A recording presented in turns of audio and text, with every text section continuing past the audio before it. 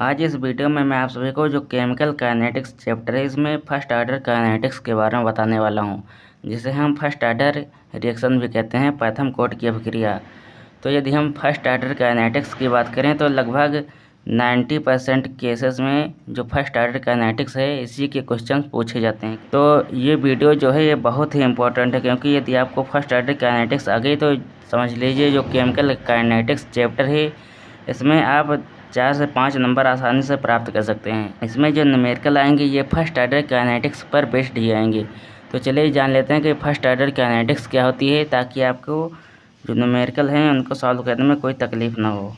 तो यदि हम फर्स्ट आर्डर काइनेटिक्स की बात करें तो जो प्रथम कोट की अभिक्रिया है इससे पहले मैंने जीरो ऑर्डर काइनेटिक्स के बारे में बता दिया है। यदि आपने उसको नहीं देखा तो सबसे पहले उसको देखिए, क्योंकि जब आप एक सीक्वेंस में लेक्चर्स को देखते हैं तो आपको ज़्यादा समझ में आता है। इसलिए सबसे पहले आपको जीरो ऑर्डर काइनेटिक्स समझ में आना चाहिए, तभी आपको फर्स्ट ऑर्डर काइनेटिक्स आएगा। तो चलिए जान लेते हैं कि फर्स्ट ऑर्डर काइनेटिक्स क्या है। तो यदि हम फर्स्ट ऑर्डर काइनेटिक्स की बात करें तो यदि हम यहाँ पर एक रिएक्शन मान लेते हैं, reaction A to product A gives product, यहाँ पर एक रिएक्शन ए गिव्स प्रोडक्ट मैंने मान ली है। तो यदि यहाँ पर क्या कह सकते हैं, यहाँ पर जो रेट ऑफ रिएक्शन होगी, यहाँ पर जो प्रथम कोट की अभिक्रिया है ना, तो यहाँ पर जो रेट ऑफ रिएक्शन होगी आर जो होगी ये क्या होगी, ये के इंटू ए की पावर 1 नहीं होगी। यहाँ पर जो रेट ऑफ रिएक्शन आर होगी स्मॉल आर इक्वल टू के इंटू कंसनट्रेशन ऑफ ए की पावर 1 होगी। और यदि यहाँ पर जीरो ऑर्डर होता तो यहाँ पर 0 हो जाता, और यहाँ पर सेकंड ऑर्डर होता तो यहाँ पर 2 हो जाता। लेकिन यहाँ पर फर्स्ट ऑर्डर है तो यहाँ पर जो रेट ऑफ रिएक्शन होगी इक्वल टू के इंटू कंसनट्रेशन ऑफ ए की पावर 1 हो जाएगी। तो यहाँ पर हम सभी देख सकते हैं यहाँ पर जो रेट ऑफ रिएक्शन है और यहाँ पर जो कंसनट्रेशन है, ए की कंसनट्रेशन है, इसके बीच में एक लीनियर ग्राफ प्राप्त होगा, क्योंकि जो रेट ऑफ रिएक्शन है directly proportional to concentration of a है। तो यदि हम इसका ग्राफ प्लॉट करें यहाँ पर, तो जो रेट ऑफ रिएक्शन और कंसनट्रेशन का ग्राफ होगा, यहाँ पर हम कंसनट्रेशन को मान लेते हैं एक्स एक्सिस पर और जो वाई एक्सिस है इस पर रेट ऑफ रिएक्शन को मान लेते हैं। तो इसका जो ग्राफ होगा एक सीधी लाइन हो जाएगी, एक स्ट्रेट लाइन हो जाएगी। तो आई होप आप सभी को जो मैंने रेट ऑफ रिएक्शन के बारे में समझाया है ये शुरू वाला समझ में आ गया होगा। तो चलिए इसके बाद हम इसका इंटीग्रेटेड रेट निकाल लेते हैं कि जो समकलित वेग समीकरण होता है वो क्या होता है, क्योंकि उसी फार्मूले पर बेस्ड न्यूमेरिकल पूछे जाते हैं। तो यदि हम इंटीग्रेटेड रेट लॉ की बात करें तो यहाँ पर मैं सबसे पहले हेडिंग लिख लेता हूँ, integrated rate law. Integrated rate law, integrated rate law, जिसे हम हिंदी में समकलित वेग समीकरण भी कहते हैं। यदि हम इंटीग्रेटेड रेट लॉ की बात करें तो यहाँ पर मैंने अभी आपको बताया कि यहाँ पर कोई रिएक्शन ए से प्रोडक्ट दी गई है, ए गिव्स प्रोडक्ट। यहाँ पर उसको फिर से मान लेता हूँ, यहाँ पर कोई रिएक्शन ए गिव्स प्रोडक्ट दी गई है। तो यहाँ पर जो रेट ऑफ रिएक्शन है इसको हम 2 प्रकार से व्यक्त कर सकते हैं। नंबर 1 तो ये हो गया कि जो रेट ऑफ रिएक्शन है ये डायरेक्टली प्रोपोर्शनल, ये इक्वल टू हो जाएगी के इंटू कंसनट्रेशन ऑफ ए की पावर 1 हो जाएगी। लेकिन एक मेथड और है, एक तरीका और है जिसके ज़रिए हम रेट ऑफ रिएक्शन को प्राप्त कर सकते हैं। वहाँ पर जब मैं शुरू का लेक्चर बता रहा था जो रेट ऑफ रिएक्शन अभिक्रिया की दर वाला था, पहला लेक्चर था, उसमें जो रेट ऑफ रिएक्शन निकालने का जो फार्मूला होता था, rate of reaction equal to dA/dt होता था ना, क्योंकि यहाँ पर जो ए है इसकी कंसंट्रेशन डिक्रीज हो रही है तो यहाँ पर नेगेटिव साइन हो गया। और यहाँ पर यदि इस तरफ वाला निकालते, मतलब जो प्रोडक्ट बनता उस तरफ वाला निकालते, तो इसमें प्रोडक्ट जो है इंक्रीज हो रहा है तो यहाँ पर पॉजिटिव हो जाता। तो यहाँ पर जब दूसरे तरीके से रेट ऑफ रिएक्शन निकालेंगे तो rate of reaction equal to -dA/dt आ जाएगा। यहाँ पर क्योंकि इसका कोई स्टोइकियोमेट्रिक कोफिशिएंट नहीं है, इसलिए यहाँ पर कोई स्टोइकियोमेट्रिक कोफिशिएंट नहीं लगाया गया है। यहाँ पर सिंपली आप चाहें तो 1/1 भी कर सकते हैं, इससे कोई दिक्कत नहीं होगी। तो आई होप आप सभी को इतना समझ में आ गया होगा। तो यहाँ पर जो दोनों हैं आपस में इक्वल हो जाएंगे, क्योंकि ये भी रेट ऑफ रिएक्शन है और ये भी रेट ऑफ रिएक्शन है। तो यदि हम इन दोनों को आपस में इक्वल कर देते हैं तो हमें क्या प्राप्त होता है, यहाँ पर हमें प्राप्त हो जाएगा -dA/dt इक्वल टू के इंटू कंसनट्रेशन ऑफ ए।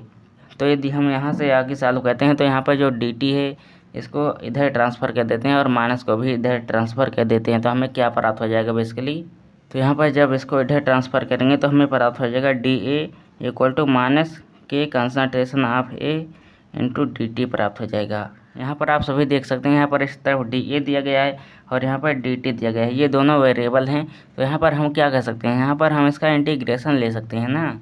तो यहाँ पर जब हम इसका इंटीग्रेशन लेंगे तो यहाँ पर इंटीग्रेशन का साइन सबसे पहले मैं लगा देता हूँ।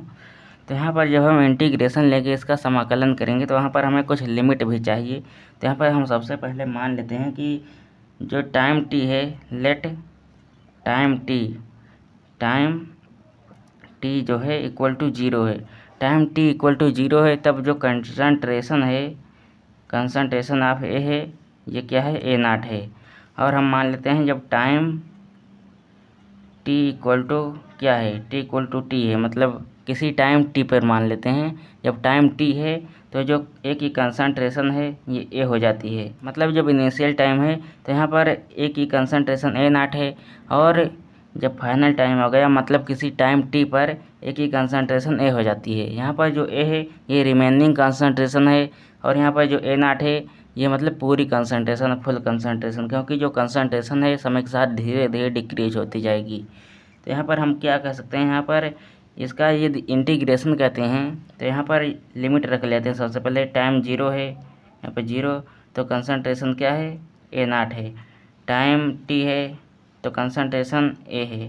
तो यदि हम इसका इंटीग्रेशन कहते हैं तो हमें क्या प्राप्त हो जाएगा, हमें प्राप्त हो जाएगा डी ए जो होता है, इसका इंटीग्रेशन करेंगे तो हमें लॉग ए प्राप्त होता है, क्योंकि जब हम डी ए का इंटीग्रेशन करेंगे, डी एक्स का इंटीग्रेशन करेंगे तो हमें लॉग एक्स प्राप्त होता है। इसी प्रकार यहाँ पर क्या प्राप्त हो जाएगा, लॉग ए, यहाँ पर हमें लॉग ए प्राप्त हो जाएगा। लेकिन इसकी जो अपर लिमिट है और लोअर लिमिट है यहाँ पर हमें पुट करनी पड़ेगी। तो यहाँ पर अपर लिमिट ए है, लोअर लिमिट ए नाट है, और इस तरफ जब इसका इंटीग्रेशन करेंगे तो यहाँ पर जो कंसंट्रेशन ऑफ ए है ये रिमेनिंग कंसंट्रेशन, मतलब जितनी बची हुई कंसंट्रेशन वो है। तो यहाँ पर जो कंसंट्रेशन ऑफ है इसको हम एक यूनिट मान लेते हैं, तो हमें इधर क्या प्राप्त हो जाएगा, माइनस के इंटू डी टी प्राप्त हो जाएगा। माइनस के क्या है, माइनस के कांस्टेंट है, तो माइनस के को बाहर कर लेते हैं, और डी टी का जो इंटीग्रेशन होगा ये टी हो जाएगा। तो इसकी अपर लिमिट जो है टी है, लोअर लिमिट ज़ीरो है।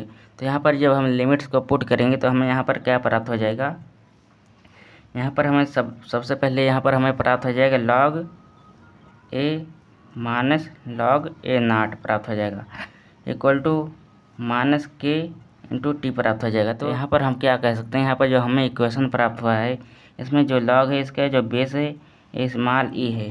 तो यहाँ पर जो यह फार्मूला दिया गया है इससे हम न्यूमेरिकल नहीं सॉल्व करेंगे, क्योंकि यहाँ पर बहुत आसान एक फार्मूला निकालने वाले हैं, उससे न्यूमेरिकल सॉल्व करेंगे तो बहुत आसानी से आ जाएगा। तो यहाँ पर बेस ई दिया गया है ना, तो जब हम बेस ई को बेस 10 में कन्वर्ट करते हैं तो हमें क्या करना होता है, जब हम बेस ई को बेस 10 में कन्वर्ट करते हैं तो सबसे पहले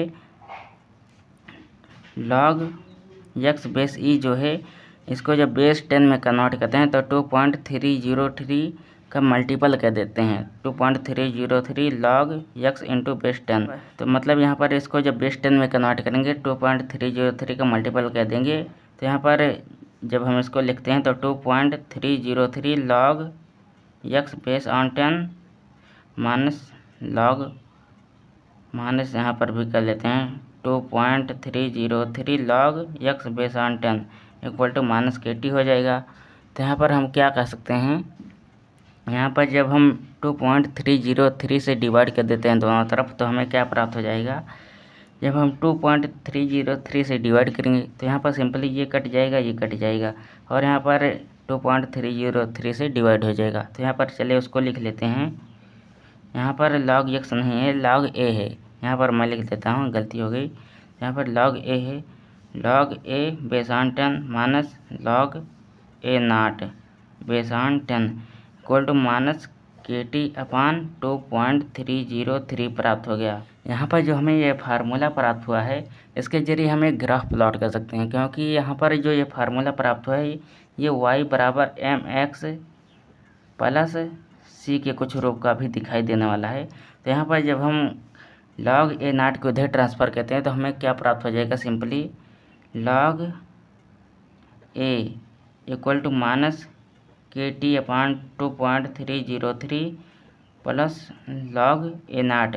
तो यदि हम यहाँ पर इसकी तुलना y बराबर mx प्लस c से कहते हैं तो यहाँ पर y की जगह पर log ए दिया गया है और x की जगह पर t दिया गया है। तो यहाँ पर m की जगह पर -k/2.3 जो स्लोप है, और यहाँ पर जो y एक्सिस पर जो कटा हुआ इंटरसेक्ट है ये log ए नाट दिया गया है। तो यदि हम यहाँ पर चाहें तो log ए और टाइम के बीच में एक ग्राफ प्लॉट कर सकते हैं।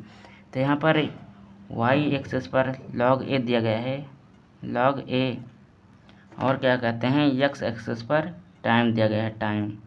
तो यदि हम log ए और टाइम के बीच में एक ग्राफ प्लॉट करते हैं तो हमें क्या प्राप्त हो जाएगा, क्योंकि यहाँ पर जो स्लोप है ये नेगेटिव स्लोप है, यहाँ पर जो इतनी है ये स्लोप है, तो नेगेटिव स्लोप है, नेगेटिव स्लोप ऐसे बनता है ना, और पॉजिटिव स्लोप ऐसे बनता है। तो नेगेटिव स्लोप है तो कुछ इस प्रकार बनेगी, और ये स्ट्रेट लाइन का क्या कहते हैं, स्ट्रेट लाइन का समीकरण है, तो स्ट्रेट लाइन तो बनेगी। और यहाँ पर जो स्लोप है इसके स्लोप क्या कह सकते हैं, slope equal to tan theta equal to -k/2.303। तो यदि हमें यहाँ पर एंगल दिया गया होगा तो यहाँ पर हम k की वैल्यू सिंपली निकाल सकते हैं, tan theta equal to -k/2.303 करके। तो यहाँ पर k की वैल्यू हमें प्राप्त कर सकते हैं, क्या कहते हैं, रिएक्शन कोफिशिएंट की वैल्यू। तो यदि हम यहाँ पर क्या प्राप्त हो जाएगा, यहाँ पर जो y एक्सिस पर कटा हुआ इंटरसेक्ट है, यहाँ पर y एक्सिस पर कटा हुआ इंटरसेक्ट कितना है, log ए नाट है। तो यहाँ पर जो हमें वैल्यू प्राप्त हो गई, यहाँ पर जो हमें ग्राफ प्राप्त हो गया, यहाँ पर कुछ इस प्रकार का ग्राफ होगा। यदि हम log ए और टाइम के रिस्पेक्ट में फर्स्ट ऑर्डर रिएक्शन का ग्राफ खींचते हैं तो यहाँ पर हमें जो ग्राफ होगा कुछ इस प्रकार प्राप्त होगा। इसकी जो स्लोप होगी ये नेगेटिव होगी, और y एक्सिस पर जो कटा हुआ इंटरसेक्ट होगा ये log ए होगा। तो आई होप आप सभी को इतना समझ में आ गया होगा जो ग्राफ मैंने यहाँ पर बताया। और यहाँ पर जो ये फार्मूला बताया इसके ज़रिए आपको न्यूमेरिकल अभी नहीं सॉल्व करना है, इसको और सिंपल करना है, क्योंकि जब इसको और सिंपल करेंगे तो एक अच्छा फार्मूला निकल कर आएगा जो कि आपके न्यूमेरिकल के लिए बहुत ही एकदम सूटेबल होगा। तो चलिए इसको और आगे सॉल्व कर लेते हैं इस फार्मूले को। तो यहाँ पर जो पिछले पेज में फार्मूला मैंने बताया था ये यहाँ पर मैंने लिख लिया है। तो यदि इस फार्मूले को और आगे सॉल्व करते हैं तो हमें यहाँ पर क्या करना होगा, यदि हम जो ये टर्म है इसको इधर ट्रांसफ़र करते हैं तो ये पॉजिटिव हो जाएगी, और ये टर्म जो है इसको इधर ट्रांसफ़र करते हैं तो नेगेटिव हो जाएगी ना। तो यहाँ पर जब इसको इधर ट्रांसफ़र करेंगे तो हमें क्या प्राप्त हो जाएगा, KT/2.303 equal to log A naught minus log A प्राप्त हो जाएगा। तो यहाँ पर log A minus log B वाला फार्मूला जब हम लगा देते हैं तो हमें यहाँ पर क्या प्राप्त हो जाएगा, log ए नाट अपान ए प्राप्त हो जाएगा बेस ऑन 10। तो यदि हम यहाँ पर k को इधर ट्रांसफ़र करते हैं और 2.303 को भी इधर ट्रांसफ़र करते हैं तो हमें क्या प्राप्त हो जाएगा, यहाँ पर हम चाहें तो क्या लिख सकते हैं, यहाँ पर यदि हम t इक्वल टू लिखते हैं तो k को इधर ट्रांसफ़र करके नीचे आ जाएगा, 2.303 को यहाँ पर ट्रांसफ़र करेंगे तो ये अंश में चला जाएगा, ऊपर चला जाएगा। तो यहाँ पर 2.303 इंटू यहाँ पर जब k को इधर ट्रांसफ़र करें बटे में आ जाएगा, log ए नाट अपान ए प्राप्त हो जाएगा। टी इक्वल टू हमें क्या प्राप्त होगा, 2.303 into log A naught upon ए प्राप्त होगा। जो ये फार्मूला है इसी को आपको बेसिकली अपने न्यूमेरिकल्स में लगाना है, क्योंकि जो न्यूमेरिकल्स आते हैं उसमें ज़्यादातर टाइम दिया गया होता है और इनिशियल कंसंट्रेशन फाइनल कंसंट्रेशन दी गई होती है। तो बेसिकली जब इस फार्मूले को आप लगाएंगे तो जो कैलकुलेशन है बहुत ही आसान हो जाएगा, क्योंकि यहाँ पर जब हम log 2 log 3 इन सब की वैल्यू यहाँ पर प्राप्त हो जाएगी। क्योंकि यहाँ पर जब इसको सॉल्व करेंगे तो यहाँ पर log 2 log 3 log 5 इन सब की वैल्यू प्राप्त हो जाएगी। उसको रखकर बेसिकली हम यहाँ पर मल्टीप्लाई कर देंगे तो हमें जो प्राप्त करना होगा आसानी से प्राप्त हो जाएगा। इसलिए यह जो फार्मूला है बहुत ही इंपॉर्टेंट फार्मूला है आपके न्यूमेरिकल के लिए। तो यहाँ पर यदि हम ए नाट की बात करें, यहाँ पर ए नाट जो है इनिशियल कंसंट्रेशन है, इनिशियल कंसंट्रेशन, और जो ए है ये रिमेनिंग कंसंट्रेशन है, बची हुई कंसंट्रेशन है। यहाँ पर जो के है ये रेट कांस्टेंट है, और यहाँ पर जो टी है ये टाइम है। तो यहाँ पर हमें फार्मूला क्या प्राप्त हो गया, T equal to 2.303 upon K log A naught upon A base on 10। जो यह फार्मूला है आपके पेपर के लिए बहुत ही इंपॉर्टेंट है, इसको नोट करके मार्क कर लीजिए। तो यदि हम इसके सेकंड फार्म की बात करें, यहाँ पर हमें ये फर्स्ट फार्म तो प्राप्त हो गया, मतलब यहाँ पर हमें यह फार्मूला प्राप्त हो गया। इस पर बेस्ट किस प्रकार न्यूमेरिकल सॉल्व किए जाएंगे अभी मैं आपको बताने वाला हूँ। तो यहाँ पर हमें ये फार्मूला प्राप्त हो गया। लेकिन इसकी और एक सेकंड फार्म होती है, मैंने अभी अभी आपको बताया था, एक फार्मूला बताया था, वहाँ पर log e वाला बताया था।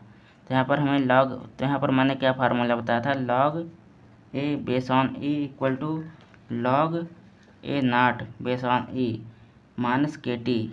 यहाँ पर जब हम log 10 में बेसिकली उसको क्या कहते हैं बदलते हैं, तो यहाँ पर 2.303 से मल्टीपल कर देते हैं, लेकिन यहाँ पर ई है तो यहाँ पर 2.303 से मल्टीपल नहीं होगा। तो यहाँ पर हम क्या कह सकते हैं, यहाँ पर हम क्या लिख सकते हैं, यहाँ पर हम लिखने की कोशिश करें तो यहाँ पर जब हम log ए नॉट को इधर ट्रांसफ़र करेंगे और के टी को इधर ही रहने देते हैं सिंपली, क्योंकि बेसिकली यहाँ पर नेगेटिव हमें लाना है ना। तो यहाँ पर जब log ए नॉट को उधर ट्रांसफ़र करेंगे तो यहाँ पर log A minus log A not हो जाएगा। तो यहाँ पर log A minus log B वाला फार्मूला लगा देंगे, तो यहाँ पर log A upon A not हो जाएगा ना, बेसिकली जैसे यहाँ पर हुआ। तो यहाँ पर हमें प्राप्त हो जाएगा log A upon A not प्राप्त हो जाएगा, बेस ऑन ई प्राप्त हो जाएगा ना, क्योंकि यहाँ पर बेस जो है ई है। तो यहाँ पर हमें log A upon A not प्राप्त हो गया equal to minus K T. तो हमें पता होना चाहिए कि जब हम log को यहाँ पर हटाते हैं तो हमें क्या करना होता है। जब यहाँ पर log x base on E equal to Y दिया गया है, इसको हम सिंपली मान लेते हैं, तो यहाँ पर हम क्या लिख सकते हैं सिंपली, तो यहाँ पर हम लिख सकते हैं x बराबर e की पावर y लिख सकते हैं ना। यहाँ पर जब हमें log को हटाना होता है तो यहाँ पर हम x बराबर e की पावर y, उसी प्रकार यहाँ पर जो इतना है इक्वल टू ई की पावर इतना हो जाएगा ना। तो यहाँ पर हम क्या लिख सकते हैं सिंपली, तो यहाँ पर हम लिखने की कोशिश करें तो यहाँ पर ए अपान ए नॉट इक्वल टू ई की पावर माइनस के टी लिख सकते हैं। तो इसको और आगे सॉल्व करते हैं तो हमें क्या प्राप्त हो जाएगा, यहाँ पर हमें a equal to a naught a की पावर माइनस के टी प्राप्त हो जाएगा। तो यहाँ पर जो ये फार्मूला है ये एक्सपोनेंशियल फॉर्म है, जो फार्मूला है ये एक्सपोनेंशियल फॉर्म है रेट लॉ की। यहाँ पर जो ये पहला फार्मूला था ये एक सिंपल फॉर्म था, लेकिन यहाँ पर जो ये फार्मूला है ये एक एक्सपोनेंशियल फॉर्म है, क्योंकि यहाँ पर ई आ रहा है ना। तो आई होप आप सभी को जो ये फार्मूला है ये भी बहुत ही इंपॉर्टेंट फार्मूला है, क्योंकि इस पर बेस्ट जो है ग्राफ पूछा जाता है कभी कभी आपके पेपर में। तो यदि यहाँ पर कंसंट्रेशन ऑफ ए और टाइम के रिस्पेक्ट में यहाँ पर ग्राफ खींचते हैं तो यदि हम यहाँ पर कंसंट्रेशन ऑफ ए और टाइम के रिस्पेक्ट में यहाँ पर ग्राफ खींचते हैं तो हमें क्या प्राप्त हो जाता है, चलिए उसको देख लेते हैं। तो यहाँ पर कंसंट्रेशन ऑफ है और टाइम के रिस्पेक्ट में ग्राफ खींचेंगे तो हम क्या कर सकते हैं, मैं सिंपली यहाँ पर जो वाई एक्सिस है इस पर मैं कंसंट्रेशन ऑफ ए मान लेता हूँ, और जो एक्स एक्सिस है इस पर मैं टाइम को रिप्रेजेंट कर देता हूँ, टाइम टी। तो यहाँ पर हम क्या कह सकते हैं, यहाँ पर जब हम t इक्वल टू 0 रखते हैं, मतलब इनिशियल टाइम पर t इक्वल टू 0 रखते हैं तो हमें क्या प्राप्त हो जाएगा, यहाँ पर 0 रखेंगे तो e की पावर 0 हो जाएगा। e की पावर 0 का मान क्या होता है, e की पावर 0 का मान 1 होता है। तो जो a होगा मतलब जो कंसंट्रेशन होगा ये ए नॉट के बराबर होगा ना।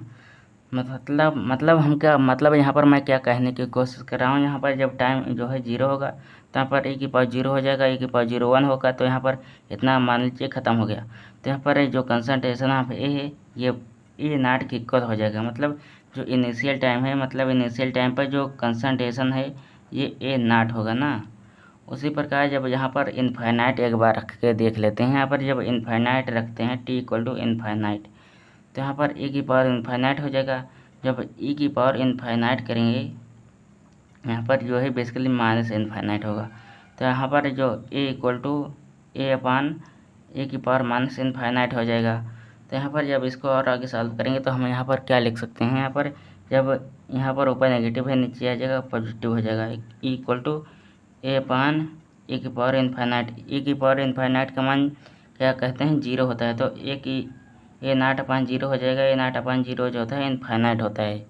तो यहाँ पर जब हम टाइम को इनफाइनाइट मान लेते हैं तो जो कंसंट्रेशन है ये भी इनफाइनाइट आ जाती है, मतलब इनफाइनाइट टाइम पर जो कंसंट्रेशन है इनफाइनाइट आ जाएगी। तो यहाँ पर हम क्या कह सकते हैं, यहाँ पर जो रिएक्शन है ये कभी कंप्लीट ही नहीं हो रहा है ना, मतलब यहाँ पर जो कंसंट्रेशन है ये इनफाइनाइट आ जा रही है और जो टाइम है ये भी इनफाइनाइट है। तो हम यहाँ पर सिंपली इनफाइनाइट पर ये आपस में मिलेंगी, इसलिए यहाँ पर जब हम बात करते हैं तो यहाँ पर जो ग्राफ होगा कुछ इस प्रकार प्लॉट हो जाएगा। यहाँ पर इसमें छू नहीं रहा है, एक्स एक्सिस वाले में टच नहीं कर रहा है, क्योंकि यहाँ पर ये इनफाइनाइट तक जाएगा। तो यहाँ पर आप देख सकते हैं यहाँ पर जो concentration of A into time के रिस्पेक्ट में जो ग्राफ खींचा गया है ये इनफाइनाइट तक जा रहा है। इनिशियल में शुरू में तो इसकी कंसंट्रेशन ए नॉट है, लेकिन जब हम टाइम को इनफाइनाइट रखते हैं तो जो कंसंट्रेशन है ये भी इनफाइनाइट प्राप्त हो जाती है। तो इसका जो ग्राफ होगा कुछ इस प्रकार प्राप्त हो जाएगा हमें। तो चलिए इसके बाद क्या कहते हैं, इसके बाद हम इसकी हाफ लाइफ भी निकाल लेते हैं। हाफ लाइफ इसके बाद लाइफ टाइम भी निकाल लेंगे, फिर इसके बाद एक न्यूमेरिकल भी सॉल्व कर लेंगे। तो चलिए जल्दी जल्दी उसको निकाल लेते हैं, क्योंकि जो स्टोरेज है मेरे मोबाइल का ये काफ़ी फुल हो चुका है। तो चलिए जल्दी जल्दी इसका हाफ लाइफ निकाल लेते हैं। तो यदि यहाँ पर हाफ लाइफ की बात करें तो यहाँ पर सबसे पहले मैं हेडिंग लिख देता हूँ हाफ लाइफ। तो यहाँ पर मैंने half life of the first order reaction ये हेडिंग लिख दी है। तो यहाँ पर क्या कह सकते हैं, यहाँ पर हाफ लाइफ क्या होती है। हाफ लाइफ वह टाइम होता है जिस पर रिएक्शन जो है 50% कंप्लीट होती है। मतलब हाफ लाइफ वह टाइम होता है जिस पर जो रिएक्शन है ये 50% कंप्लीट हो जाती है। 50% कंप्लीट्स मतलब रिएक्शन जब 50% कंप्लीट हो जाएगी तो हम उस टाइम को हाफ लाइफ भी कह सकते हैं, अर्धायुकाल जिसे हम हिंदी में कहते हैं। तो यहाँ पर यदि हम हाफ लाइफ की बात करें तो यहाँ पर जो कंसंट्रेशन है ये इनिशियल कंसंट्रेशन की आधी हो जाती है, क्योंकि जो रिएक्शन है आधी कंप्लीट हो चुकी है तो जो कंसंट्रेशन होगी ये भी आधी हो जाएगी। तो यहाँ पर जब टी इक्वल टू 2.303 अपान के लॉग ए नॉट अपान ए यहाँ पर बेस ऑन 10 में इसका जो ए की वैल्यू है ए नॉट बाई 2 रखते हैं तो हमें क्या प्राप्त हो जाएगा। बेसिकली यहाँ पर हमें टी इक्वल टू प्राप्त हो जाएगा टी इक्वल टू 2.303 अपान के लॉग यहाँ पर ए नॉट अपान ए की वैल्यू क्या है, ए नॉट बाई 2 है, ए नॉट बाई 2। तो यहाँ पर ए नॉट से ए नॉट कैंसिल और 2 को ऊपर ट्रांसफ़र करेंगे तो यहाँ पर लॉग 2 हो जाएगा। तो यहाँ पर हमें सिंपली क्या प्राप्त हो गया 2.303 अपान के लॉग 2 बेस ऑन 10। तो यहाँ पर हमें प्राप्त हो गया log 2 प्राप्त हो गया ना। तो यहाँ पर यदि हमें log 2 की वैल्यू प्राप्त होगी, यहाँ पर सिंपल इसमें मल्टीपल कर देंगे तो हमें क्या प्राप्त हो जाएगा, हाफ लाइफ का फार्मूला प्राप्त हो जाएगा। यहाँ पर जो टी है ये हाफ है ना, क्योंकि हाफ लाइफ हम निकाल रहे हैं। तो यहाँ पर हम सिंपली एक और चीज़ यहाँ पर नोटिस कर सकते हैं। यहाँ पर यदि हम एक और चीज़ नोटिस करें तो हमें क्या नोटिस करनी चाहिए, यहाँ पर 2.303 इंटू log 2 मतलब मैंने क्या बताया था, जब किसी मतलब यहाँ पर मैंने आपको बताया था कि जब log 10 वाले में 2.303 का मल्टीपल करते हैं तो हमें क्या प्राप्त हो जाता है, log ई वाला प्राप्त हो जाता है ना। तो यहाँ पर हम सिंपली क्या लिख सकते हैं, यदि हम 2.303 इंटू log 2 को यहाँ पर हटाने की कोशिश करें तो यहाँ पर हम क्या लिख सकते हैं, log 2 बेस ऑन ई लिख सकते हैं। इतने के स्थान पर क्या कहते हैं, इतने के स्थान पर हम लिख सकते हैं log 2 बेस ऑन ई लिख सकते हैं। लेकिन यहाँ पर जो log 2 बेस ऑन ई है ये बेसिकली जब हम रेडियो एक्टिविटी चैप्टर पढ़ते हैं तो उसमें काम आता है, इसलिए यहाँ पर log 2 बेस ऑन ई यहाँ पर हम नहीं लेते हैं। तो यहाँ पर जब T half equal to 2.303 upon के इंटू log 2 प्राप्त हो जाए। log 2 की वैल्यू क्या होती है, log 2 की वैल्यू होती है log 2 इक्वल टू होता है 3.3010 होता है। तो यहाँ पर जब हम log 2 की वैल्यू रखते हैं तो हमें क्या प्राप्त हो जाएगा, यहाँ पर T half equal to 2.303 upon के और log 2 की वैल्यू रखते हैं तो 0.3010 का यहाँ पर मल्टीपल कर देते हैं 0.3010। इसका जब मल्टीपल करेंगे तो यहाँ पर हमें सिंपली प्राप्त हो जाएगा। यहाँ पर जब इसका मल्टीप्लाई करेंगे तो यहाँ पर हमें टी हाफ जो होगा अर्धायुकाल जो होगा ये हमें लगभग 0.693 अपान के प्राप्त हो जाएगा। यहाँ पर जो अर्धायुकाल है ये ऑलमोस्ट 0.693 अपान के प्राप्त हो जाएगा जब इसका मल्टीपल करेंगे आपस में। और यहाँ पर इतनी वैल्यू को हम क्या लिख सकते हैं, यहाँ पर मैंने अभी आपको बताया था कि इसको log 2 लिख सकते हैं। तो यहाँ पर इसको चाहें तो log 2 बेस ऑन ई भी लिख सकते हैं अपान के, या क्या इसको हम कह सकते हैं ln 2 अपान के, क्योंकि जब बेस ई होता है तो उसको हम कह सकते हैं ln कहते हैं ना, बेसिकली ln 2 अपान के। log हाफ जो हाफ लाइफ होता है ln 2 अपान के होता है या 0.693 अपान के होता है। ये जो फार्मूला है आई होप आप सभी को जो फार्मूला समझ में आ गया होगा। तो चलिए इसके आगे और सॉल्व कर लेते हैं। तो चलिए इसके बाद यहाँ पर मैंने हाफ लाइफ के बारे में आपको फार्मूला बता दिया। इसके बाद क्या कहते हैं, इसके बाद चलिए लाइफ टाइम के बारे में एक फार्मूला बता देते हैं कि लाइफ टाइम का फार्मूला क्या होता है। तो यदि यहाँ पर लाइफ टाइम की बात करें तो लाइफ टाइम क्या होता है। लाइफ टाइम मतलब पूरा समय, संपूर्ण समय। तो लाइफ टाइम वह टाइम होता है जिस पर जो रिएक्शन है ये 100% कंप्लीट हो जाती है। कंप्लीट मतलब जब रिएक्शन 100% कंप्लीट हो जाती है तो वहाँ पर लाइफ टाइम हमें प्राप्त होता है। तो लाइफ टाइम क्या होता है, लाइफ टाइम की डेफिनेशन क्या होगी। It is a time when reaction completes 100%, मतलब वह टाइम जिस पर रिएक्शन 100% कंप्लीट हो जाती है उसी को लाइफ टाइम कहा जाता है। तो जब रिएक्शन 100% कंप्लीट हो जाएगी तो जो रिमेनिंग कंसंट्रेशन है ये 0 बचेगा ना, क्योंकि जब पूरा जो रिएक्टेंट है ये प्रोडक्ट बन गया तो जो कंसंट्रेशन है, रिएक्टेंट की कंसंट्रेशन है उसके 0 हो जाएगी ना। तो यहाँ पर जो फार्मूला था उसमें हम A=0 रखते हैं तो हमें क्या प्राप्त हो जाएगा, T जो फार्मूला था 2.303/K log A0। यहाँ पर अपान A था लेकिन एक स्थान पर हम 0 रखते हैं तो यहाँ पर इसकी वैल्यू यहाँ पर इसकी वैल्यू इन्फाइनाइट प्राप्त हो जाएगी। तो यहाँ पर इसकी टोटल वैल्यू भी इन्फाइनाइट प्राप्त हो जाएगी, क्योंकि इन्फाइनाइट से मल्टीपल करेंगे तो यहाँ पर क्या हो जाएगा, पूरा इन्फाइनाइट हो जाएगा। मतलब यहाँ पर जो लाइफ टाइम है इसको बेसिकली TLF से रिप्रेजेंट करते हैं। जो लाइफ टाइम होगा वो इन्फाइनाइट होगा। फर्स्ट ऑर्डर रिएक्शन का लाइफ टाइम क्या होता है, फर्स्ट ऑर्डर रिएक्शन का लाइफ टाइम जो होता है ये इन्फाइनाइट होता है ना। मतलब इसका मतलब क्या प्राप्त हो गया, हमें फर्स्ट ऑर्डर रिएक्शन कभी कंप्लीट ही नहीं होगी, कंप्लीट नहीं होगी, क्योंकि जो लाइफ टाइम है इनफाइनाइट प्राप्त हो गया तो इनफाइनाइट पे जाकर कंप्लीट होगी ना। तो यहाँ पर हम क्या कह सकते हैं, यहाँ पर हम ये कह सकते हैं कि फर्स्ट ऑर्डर रिएक्शन वह रिएक्शन होती है जिसमें जो रिएक्शन है ये never completes, reaction never complete 100%। मतलब फर्स्ट ऑर्डर रिएक्शन वह रिएक्शन होती है जिसमें जो रिएक्शन है ये कभी भी 100% कंप्लीट नहीं होती है। तो यहाँ पर चलिए इस वीडियो को समाप्त करते हैं। आई होप आप सभी को फर्स्ट ऑर्डर रिएक्शन अच्छे से समझ में आ गया होगा। तो यदि आपने जीरो ऑर्डर रिएक्शन नहीं देखा है तो उसकी लिंक मैं डिस्क्रिप्शन में दे दूँगा, उसको भी आप जाकर वहाँ पर देख सकते हैं। तो आई होप आप सभी को समझ में आ गया होगा। तो चलिए इस वीडियो को हम यहीं पर समाप्त करते हैं। धन्यवाद आप सभी का यहाँ तक लास्ट तक देखने के लिए। जय हिंद।